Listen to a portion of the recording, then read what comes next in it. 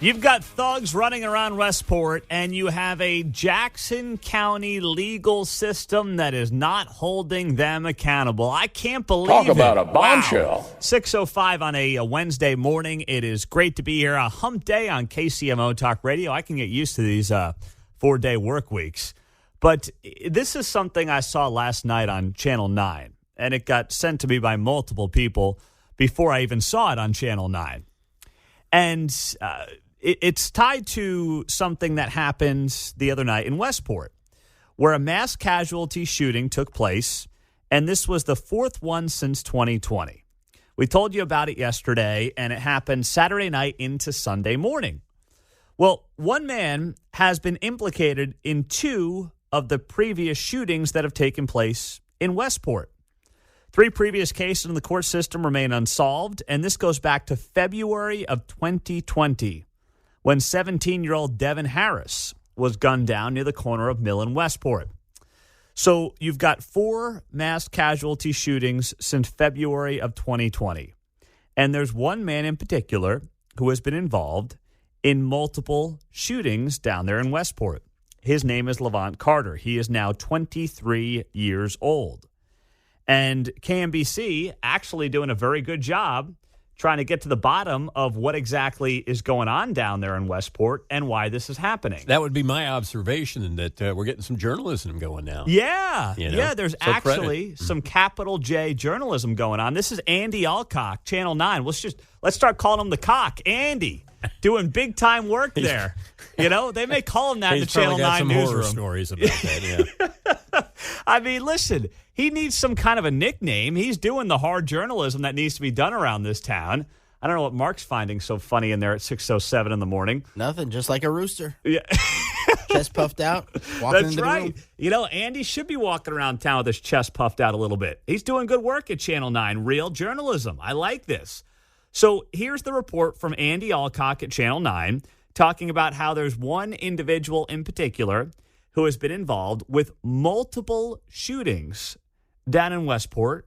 And, you know, he's been slapped on the wrist. Here we go. There were plenty of tears at this 2020 vigil for 17-year-old Devin Harris, a father of a baby girl gunned down in Westport. I can't do nothing but just cry. 4 other people were hurt. KCPD investigators arrested 3 men. One of them was this man, now 23-year-old Levant Carter.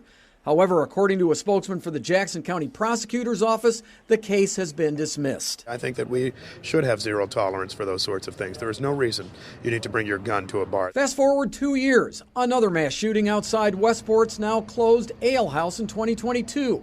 24-year-old Cardell Crawford was killed and 5 other people were injured. Levant Carter now faces 12 felony charges in that case.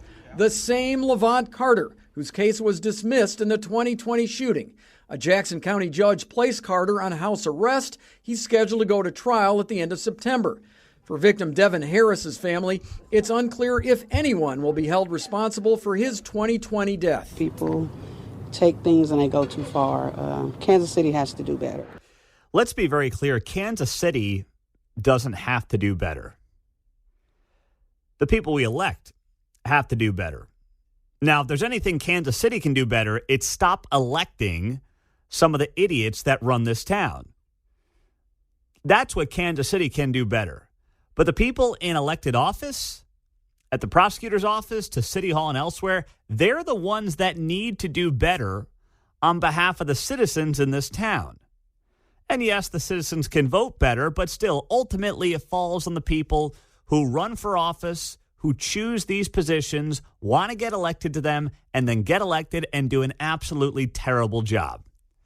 Now, to be clear, this guy, Levant Carter, is not, as far as we know, tied to what happened on Saturday night in Westport, where one person was killed by a Westport security guard, and that person was celebrating his 24th birthday.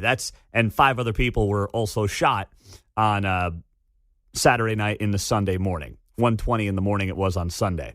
Levant Carter's not involved with that. But this from Channel 9 is important because what it shows is that for the most part, and this is something we know, talk to anybody in law enforcement in this town, they'll tell you the same thing. They know the gangs. They know the thugs. I know, I can't say thugs. People get offended by the word thugs. No, they're a bunch of thugs. People know who they are, and they're, getting slapped on the wrist. They're back out on the streets, and they're causing chaos for innocent bystanders, whether it's in Westport, whether it's people who had criminal histories who were involved in the shooting down at Union Station, at the Super Bowl parade. The legal system knows who these people are. And they treat them with kid gloves time and time again, and then you get these kinds of issues. And now you have Westport businesses who are already, like many restaurants and bars, struggling through these inflationary times, spending a fortune on private security, which they do have around the Westport area, but then these homicides are taking place and these gunfights are taking place outside of the checkpoints, but it's still a huge black eye for Westport. Who the heck's going down there? You couldn't give me a gift card to go down to Westport today. And I might go for lunch. I'm not going there after dark. Sorry. Call me whatever you want. But you know what? I'll call myself alive the next day. And I'll take that every single stinking time. So this is a massive problem for these businesses, for the community, and for the city at large. And finally, outside of this show, somebody is willing in local media to do some of the digging and realize that a lot of the people involved in the violent activity in this town are known to law enforcement.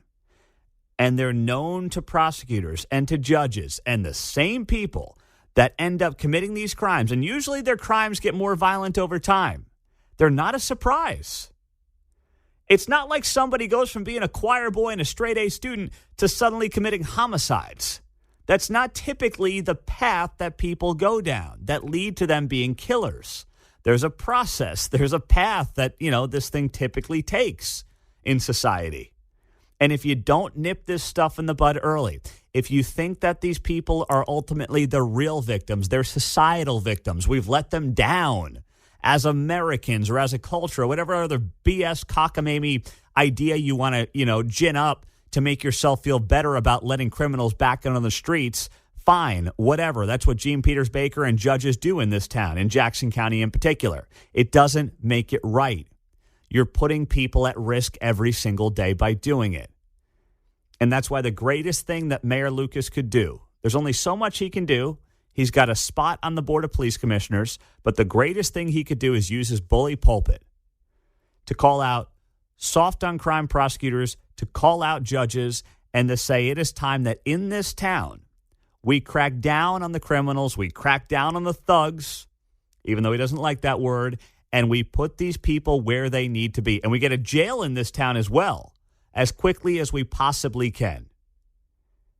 Just like there was enthusiasm around the airport and every other project, how about we get that kind of enthusiasm around building a jail in Kansas City, Missouri? That's what we need. 6:13, it is good to be starting off the day with you here on KCMO 95.7 FM, as always streaming on the KCMO Talk Radio app. Do you see this big news that came down last night? Major League Baseball is incorporating Negro League statistics, which shakes up the record books. When it comes to this, I saw, some, I don't know if outrage is the right word, but people questioning whether or not this move actually makes sense. I'm here to tell you it does, and I'll explain it next on KCMO 95.7 FM and the KCMO Talk Radio app. So Major League Baseball is set to incorporate Negro League's statistics, which obviously will now shake up the record books. So I see no problem with this whatsoever. Just to be very clear, right out of the gates, I saw this story and I thought, okay, well, we lived in a time when we don't know if the white guys were playing against the best baseball players. We don't know if the black guys were playing against the best baseball players. We just know that they legally could not play against each other. And that's what a lot of teams asked when they played the Royals last year. That's right. I don't know if that part of it really actually factors into it for me. I learned about this stuff in the 70s. Since I'm a little older than you, I was reading about Josh Gibson, and Satchel Paige is local legend around this town.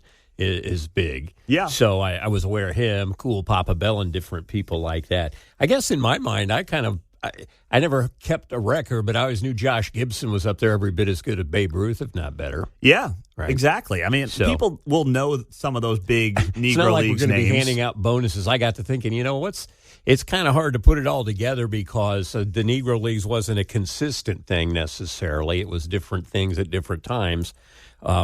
But the same for baseball. Yankee Stadium, what was it, 310 or 297 down to the left field? So many Babe Ruth, Roger Maris home run record for that little dink. Yeah. We don't put asterisks by it, so I say pile them up there and let's look and see what we got. I totally agree. So this is now a story that dropped last night, and there's a lot of record books that are going to be shaken up now, as John just alluded to.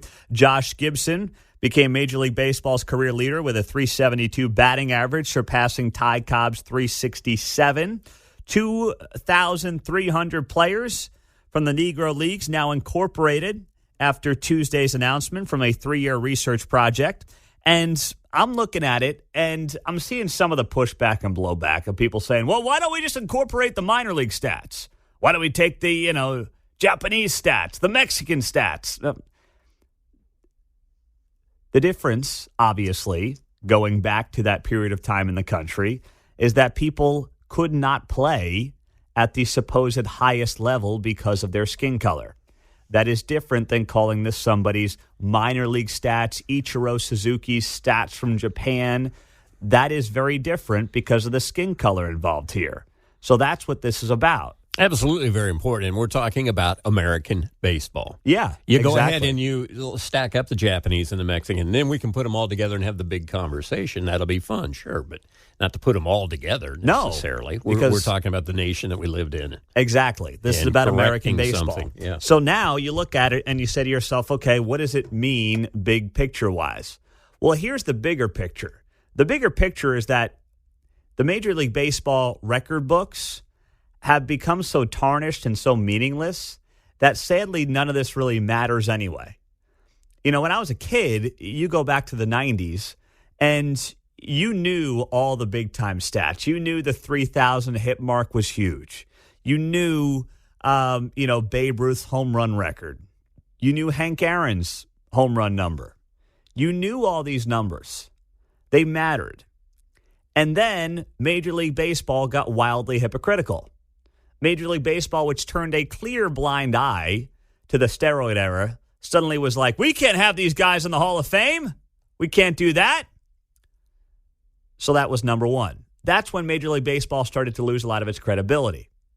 They wouldn't put people like Barry Bonds in the Hall of Fame, people like Mark McGwire, despite the fact that they cheered it on and they used that steroid era to pull themselves out of the strike era from a few years prior. They were A-OK with the steroid era.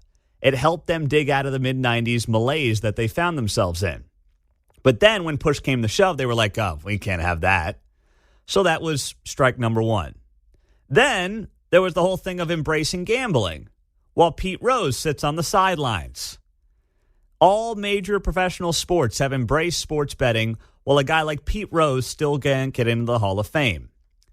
And then there's just the hypocrisy around guys like Curt Schilling, who can't get in because of maybe their politics or something. I don't know. But it's sad to say that Major League Baseball, in large part, the meaningfulness of the record books, which was always, part and parcel for the sport. It was what made baseball different from any other professional sport. You can't tell me the guy who leads the NFL in all-time passing yards to a number. You just can't do it. But everybody knew the big numbers in baseball. Everybody knew 3,000 hits and what that meant. Everybody knew, 700 home runs and what that meant and who had done it and who hadn't done it. And then all these numbers kind of fell by the wayside and no longer had the meaning that they used to have. So I don't mind Major League Baseball bringing in the stats from the Negro Leagues. It doesn't bother me one bit. The bigger problem is that Major League Baseball has watered down and neutered its own product and has been so hypocritical of those individuals who have played the sport, who have set some of these records, that the records don't mean anything anymore. That's the bigger problem that they face here.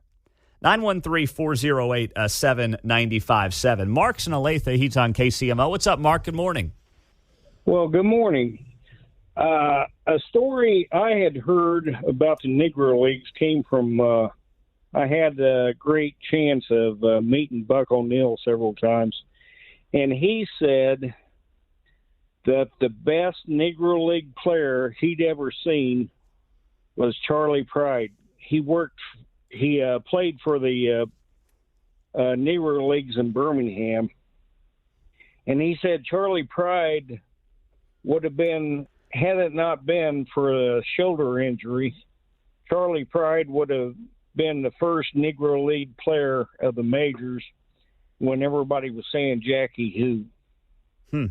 And I heard that story from Buck, more than once. So, I thought that was a fascinating story. Well, listen, there's no doubt that, thank you, Mark, there's no doubt that you look back on that period of time and the white guys were not playing the best of the best. And, I would say the black guys were not playing the best of the best because guess what?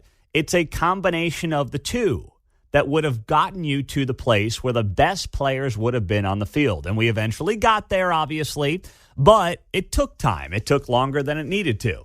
So if you combine these stats and you say to yourself, hey, the Negro League stats are now going to count towards Major League Baseball statistics, whatever. I mean, that's okay because I don't know who the best guys were during that period of time. And we all know the big names, obviously, from the Negro Leagues and, of course, from Major League Baseball. But we don't know, had you had an integrated sport, how that would have looked at the time.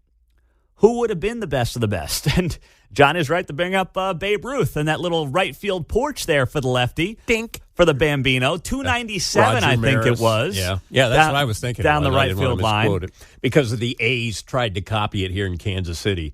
They called it the pennant porch, and they put this little grandstand in front of the wall. Oh, jeez. Yeah, to make it 297, and they got overruled on that, but it was for that very reason. Well, you know what? Exactly. And that's how you can game the system a little bit in baseball more so than other sports.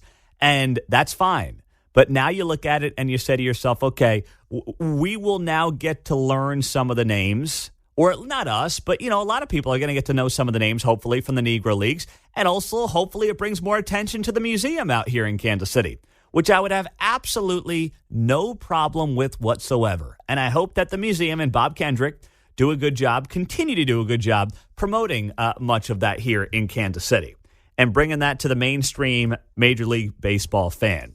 913-408-7957 on a Wednesday morning on KCMO. Coming up next, are Dems in freakout mode over Pops? This dropping yesterday, right after we got off the air, the headline, Dems in full-blown freakout mode over Joe Biden. Come on, man. Oh, man. Good guy. I can't imagine why. They've only got a vegetable at the top of the ticket trying to run for a second term in his 80s. Can't do a press conference without wandering around. Can't do a commencement speech without wandering around. Verbally, of course. I mean, he physically wanders around, too, when he gets done with the speech and doesn't know which side of the stage to walk off of. But he literally is Ron Burgundy. We will not lie, steal, or cheat, nor tolerate those who do, end of quote. Damn it, Burgundy, you red down, you jeez. I mean, that's the guy who they're trying to get reelected for another 4 years. So I can't imagine why they're in full-blown freak-out mode. Well, I get it. Now they're just talking about it. This is in Politico.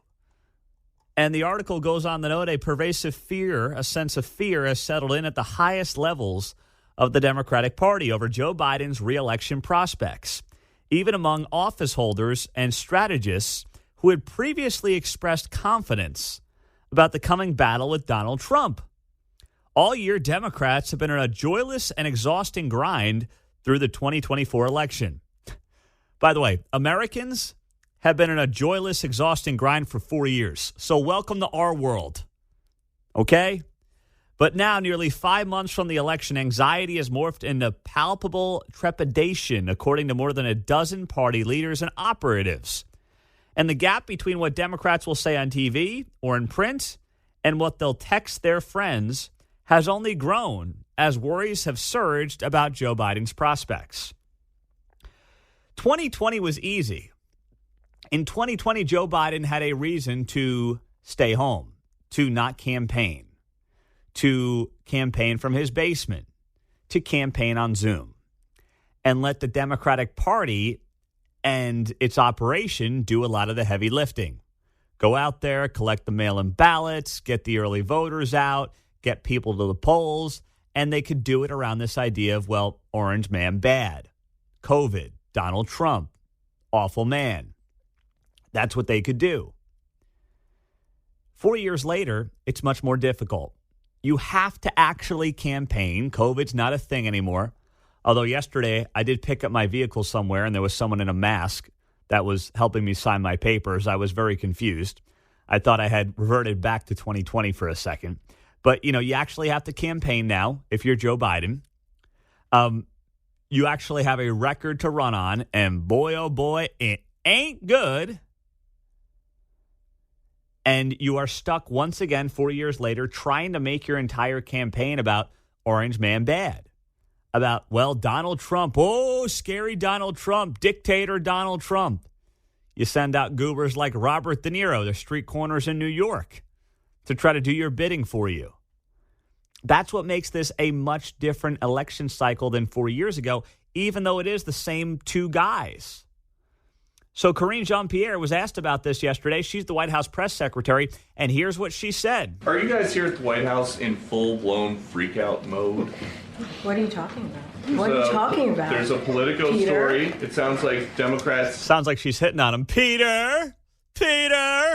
Come on, Karine. Keep it professional, Karine Jean-Pierre. What was that all about? Jeez. Okay, let's continue here. Oh, I got to start over. Sorry, you're going to hear that one more time. Are you guys here at the White House in full-blown freak-out mode? What are you talking about? What are you talking about? There's a Politico story. It Peter! Sounds like Democrats outside. The quote is, Biden's stubbornly poor polling and the stakes of the election are creating the freak-out. So, again, I'm going to be mindful. I'm not going to comment on 2024 election. I will say this. The president has never forgotten where he came from, who he is. He understands what the American people are going through as they're sitting around the kitchen table. You hear the president talk about his time growing up, where he watched his family having to sit around the kitchen table, making incredibly difficult decisions. And the president has always said he's going to fight for communities that have been forgotten. And you see that in the policies, economic policies that he's put forward. He's going to continue to fight for the middle class. He's going to continue to fight in every way that he can. You heard me at the beginning talk about junk fees, incredibly important. And he's going to continue to fight and to make sure, that corporation greed doesn't continue to take hold. That is something that he's been very clear about, while Republicans are doing the opposite. They put out a policy where they want to give a big tax break to the wealthiest among us, billionaires and corporations. That's not what the president wants to do. Man, that is so out of the playbook of 2012, isn't it? Corporate greed, although she called it corporation greed. Not sure if you caught that part of it. And then, we're going to do something about those junk fees. My biggest issue, my biggest junk fee in my life is how 20%, how we've seen 20% increase in costs across the board the last 4 years. I call those junk fees. Inflation. Those are junk fees. Stop worrying about, Visa or MasterCard or whoever banging me for an extra $1 or $2. My lifestyle is up 20% the last 4 years because of these policies, and you're worried about a junk fee on a credit card, John. Yeah, at this point, I consider my income tax junk fees. The results I'm getting. Yeah, exactly right. Local taxes, property taxes, federal taxes, they're all junk fees. And then at the end, you got her saying, we're going to stop that corporate greed. The president's very focused on corporate greed. Well, what's he doing about it? If it's all corporate greed, what is he doing about it? Because as far as I can tell, the answer is, and as far as most Americans can tell from afar based on the polling, the answer is nothing. There's nothing going on when it comes to any of those key issues. It wasn't a very confident Karine Jean-Pierre up at the podium, which feeds back into this political article, which suggests to me that they are freaking out. There is full-blown panic mode, even if they're not saying it publicly. Because this is the guy they got to trot out 4 years after he was old, with a full record that they now have to defend. And you're heading down the home stretch of this process saying to yourself, okay, what's this going to look like these next 5 months? How is he going to handle himself? Where is he going to be? What's his campaign going to look like? Is he really going to fire up the voter? I mean, Charlemagne the God, big guy in the hip-hop world, hosts a very popular syndicated radio show. He was the guy who Joe Biden infamously in 2012 or 2020 told, "You have a problem figuring out whether you're for me or Trump, and you ain't black." That was Charlemagne the God. That Joe Biden said that on his show back in 2020. Just an all-time stupid line that Joe Biden never got enough flack for. But anyway, Charlemagne the God was on News Nation last night. I was watching some of this, and he had a very good line when asked about why black voters are fleeing Joe Biden. Why do you think he's falling short among black voters? I think that, it's not even just black voters. As you see, it's Latino voters, it's youth voters. I think my man Tim Ryan coined the perfect phrase when he said that, most people in America are part of the exhausted majority. That's right. The exhausted majority. No doubt Trump was exhausting in his own way during his 4 years in office, right? Every day was a reality TV show with Donald Trump. That's the world he lived in. The tabloids, the TV shows, The Apprentice. That was Donald Trump. That was exhausting in its own way. There's no doubt about it. Good for those of us in media, but exhausting. Joe Biden has created this exhausted majority based on the policies that have utterly failed. And now the American people have a choice. And it's not the perfect choice. I'm not suggesting it is. But the choice is, do you want to be exhausted because the guy can't shut up and brings a lot of drama? Or do you want to be exhausted because you literally can't afford milk and eggs? Well, it's not the perfect choice. I think when given the choice between those two types of exhaustion, you can turn off social media. You can turn off news if you want to. You can't turn off eating. That's not an option. You can't turn off not going to the grocery store.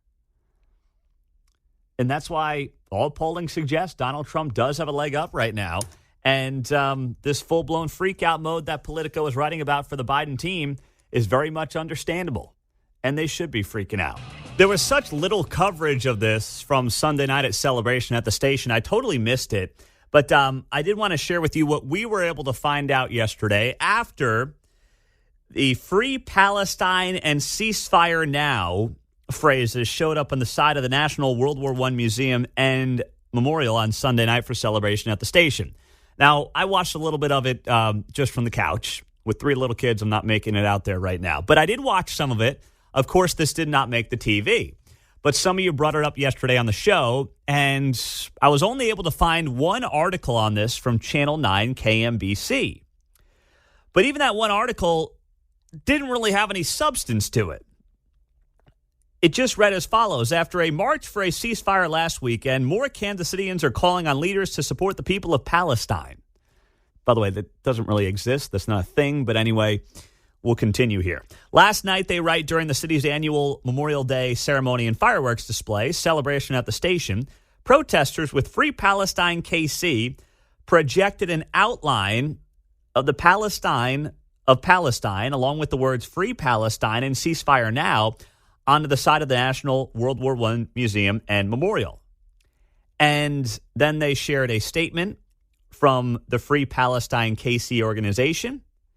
They write here, the message was projected onto the World War I Memorial on the same day that nearly 50 Palestinians were killed in Gaza during an airstrike that appeared to target refugee camps.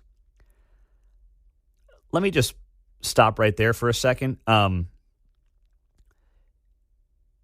That is inaccurate information from Channel 9. You know what actually happened over the weekend? The IDF, Israeli Defense Forces, yes, according to reports, 50 people were killed, but the targets were 2 of the top Hamas officials, and they were killed in a Rafah airstrike. And this is what Hamas's goal has been since October 7th. Hide behind innocent civilians and use innocent civilians as shields to pursue and promote their propaganda to the rest of the world. And amazingly, we have local media that is willing to do that. The headline out of the weekend is that the IDF took out 2 of Hamas's leaders, 2 of their top leaders. But even Channel 9 is like talking about how 50 Palestinians were killed in Gaza during an airstrike. Okay, but it took out two of the top leaders of Hamas, who obviously promoted and activated October 7th. But anyway, there wasn't really any journalism being done around this whole deal in terms of, this Free Palestine stuff, how it shows up on the side of the World War I Museum and Memorial, who did it. So I reached out yesterday to the museum, and here's what I was told. First off, the Free Palestine KC group is the one that promoted this and did this. And then I follow up, and I said to them, okay, well, were they there on the site? Were they off site? How long was it up? And what I got back is that it was not up for very long, and some of you might have been there to see how long it was up. There was no one who reached out in advance for permission on any of this, but this organization, Free Palestine KC, showed up on the grounds and then basically did this projector screen onto the side of the memorial that said Free Palestine KC and said ceasefire now. So they showed up at this event and did this in their own doing. They never got approval, to be clear, from anybody at Union Station. They never got any approval from anybody at the museum. They just showed up and did this. And it came down after a short period of time. So that's all good news. Not that I expected the memorial to be like, yeah, sure, come on in and, pop that up on the side of the memorial. That'll look great. That'll be a nice touch here on a Sunday night for celebration at the station. I didn't expect that, but it's good to get that confirmed because no one in local media did any of this. Now, the statement from Free Palestine KC is just as ridiculous as you would imagine.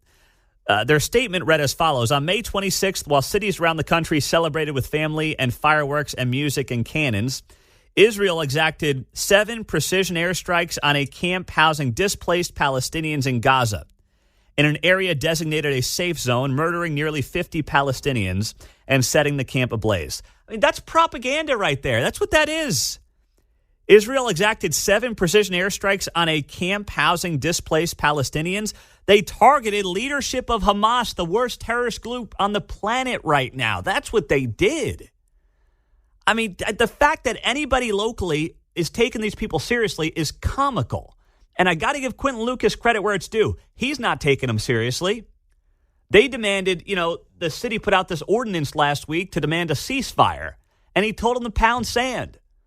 So I got to give the mayor credit where it's due. At least he's doing it on stuff like this because this group is a comedy show, is what they are. I mean, they're a bunch of displaced losers here in town looking for attention who weren't loved by their parents, who don't know history and don't even want to deal in facts. Every time I read something in the Kansas City Star, I say sarcastically to myself, gosh, I can't imagine why they're going out of business. I really can't. This was featured yesterday by one of their opinion columnists, Yvette Walker. Headline, I let fear of gun violence keep me from Kansas City's celebration at the station, and I regret it. Ms. Walker goes on to note that she did not venture down the Union Station for celebration at the station on Sunday night. And she notes here, as I watched the wonderful performance on television over the weekend, I regretted the decision not to go. It was breathtaking, and I can only imagine it was more so in person. I spent some time reflecting on why I didn't go. Mostly, I realized it was fear of gun violence. Now, at least if you're being honest about it, what she really should mean is that she's fearful of thugs opening fire at a family-friendly event in Kansas City. Not like, people walking around with guns. I mean, cops are doing that, obviously, at events in Kansas City, including that one. So it's not a fear of gun violence. Gun violence is kind of this made-up phrase that they use. But what she's fearful of is thugs getting out of line. I know you can't say that word. Some people get offended by it. But listen, that's what they are. Anybody who's using their weapon at a place like a Super Bowl parade or, God forbid, a place like Celebration at the Station is obviously a criminal and a thug. And that's what they were back in February at the Super Bowl parade, despite the fact that, of course, line, that word triggered some people, including the mayor at the time. But what she really should have said, if she was being honest, is that I'm fearful of, thugs doing thuggish things, and I do not trust that the bad actors who should be behind bars in this town and in this county are behind bars. She could have used this to say, I don't trust that our justice system is working the right way in Jackson County, therefore I'm not going down to Celebration at the station. And that I would have accepted. It's the same reason I said I'm not going down to Westport anytime soon to go to dinner after dark. But that's not what she chose to do, John. I'm always suspicious of the colorful language. Yeah. It was breathtaking. Just like last year and the one before and the one that's coming next year. So you'll have a chance to have your breath taken away again, I'm sure. Ain't that the truth? I was just to big up the whole. Well, yes. And so I always feel like it's somebody on staff is assigned to. Well, yes. No doubt about it. Yeah. And it's a great event in Kansas City. And eventually, Absolutely. It's worth going to, whether it's this year, next year, or any year. But it also brings up the point of how the media can pursue a topic and make it appear like something is more likely to happen than it really is. Example, how many people do you know, and I know there's a handful of them, we all know, who are afraid of air travel? There are people who are afraid of traveling and getting on an airplane, despite the fact that flying on an airplane is infinitely more safer than driving a car. You are far more likely to get into a bad accident through a car than you are on an airplane. Now, I know the airplane and the airline industry has its issues right now, and we don't know all the things going on with Boeing, but still, you're much safer flying a plane from point A to point B than you are getting in your car. But people who have a fear of flying are insistent that they're going to be on the flight that ends up falling out of the sky and going into the ocean or something like that. Yeah, never dinged a bumper on a 747, no, unfortunately. No, so no. Your final result is a little more catastrophic, but I get that But fear. still, you're. Sure. I mean, percentage-wise, since Orville and Wilbur took off at Kitty Hawk, we're batting pretty good average, I'd say. in general. Exactly right. I mean, car crashes every single year. Mm-hmm. You have thousands of Americans on the rise as we speak who are dying in car crashes. And it's just crazy. There were 42,000 fatal car crashes in 2022. It doesn't happen in airlines. It doesn't. Trust me, if 42,000 people were in fatal plane crashes every year, there would be no airline industry. Well, that's true. Okay? I also compare it to like shark attacks. I looked up these numbers. People are always like, I can't go in the ocean. I'm going to get attacked by a shark. There are 80 shark attacks around the world each year on average. 80 unprovoked shark attacks around the world. Meantime, 2,000 people get struck by lightning around the world every year. Wow. You have a more than 20 times as likely a chance of getting struck by lightning than you do getting bit by a shark on a beach. Unfortunately, the shark bitings come with music right before that. That's right. So then it speeds up when it gets closer, by the way. That's right. That's always how it works. So, I mean, but like these are the things that people have this perception of because every time a shark attack happens, it makes the news. So people perceive shark attacks as happening more frequently. Heck, use one of the biggest examples from the last few years. Unarmed black men shot and killed by police. There was a poll done a few years ago, and like half the population thought 10,000 unarmed black men a year were shot and killed by police. The real number is anywhere from 20 to 30 a year. This year, there's been less than 10. But because when it happens, it makes the news, there's a perception that it happens far more frequently than it does. And that's where, whether it's Yvette Walker in the Kansas City Star piece or anybody else who fears these things that they should not fear, look up the data. Don't follow the media narrative. The media does things and pursues stories that purposely make you afraid to keep you glued to their product, whether it's television, newspaper, anything else. That's what they're in the business of doing, not actually giving you the data to make your own personal decisions. Yeah, to emphasize the lighter side of your point, there's a great boomer meme going around that says, boy, I sure thought quicksand was going to be a bigger issue in my life. Back when we were kids, it was in the space shows, the cowboy shows, quicksand, 10 Commandments, oh, no, how to save yourself. Yeah. Haven't used anything yet so far, so kind of like that, you think it happens more than it's going to. Yeah, well, I'm glad the boomers are less afraid of quicksand than they were when they were kids. Yeah. I'm glad you guys are coming around on the quicksand here. Yeah. Very I know well how to done. get out of it. Yep, exactly right. So just know that the media is not interested in actually protecting you and giving you the information that you need to protect yourself. They've never been in the business of that.